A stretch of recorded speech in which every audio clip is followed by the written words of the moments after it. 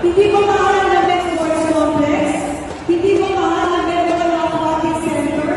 Hindi mo mahal na meron kayong City College? Hindi mo mahal na marami kami ginawa para sa barangay union proper? Hindi ba tama yun?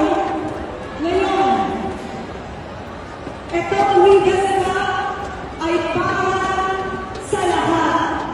Hindi para ng mga o pasusin ang mismong sponsor ng Ligas Cup. Minuyan Brother, Kapitan Bitin, ang mga anak mo, ano na ang nangyayari?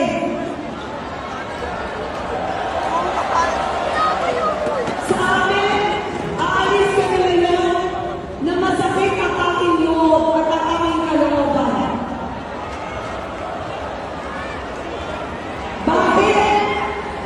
Dahil hindi kami marunong bastos ng tao. Pinahayag ni San Jose del Monte Mayor Rida Robes ang kanyang pagkadismaya at pakiramdam na nabastos matapos siyang salubungin ng sigaw ng tubig ng mga residente sa isang liga sa sports complex na nagugat sa matagal ng problema ng supply ng tubig sa lungsod. Sa kanyang talumpati, hayagang sinumbatan ng alkalde ang crowd at sinabyan silang mahiya naman kayo. Sabay duro at sigaw kay Councilor Ronaldin Pordan dahil sa hinalang ito ang nagudyok sa mga tao. Mabilis namang kinondena ng Akbayan Party List ang ginawang panggigipit kay Pordan at tiniling ang paumanhin ng alkalde. Habang naglabas naman ng pahayag ang City Youth Sports and Development Office at Liga ng mga Sangguniang Kabataan na nagpapaalalang bagamat nirerespeto ang kalayaan sa pagpapahayag, mahalaga pa rin ang pagpapanatili ng tamang dekorum.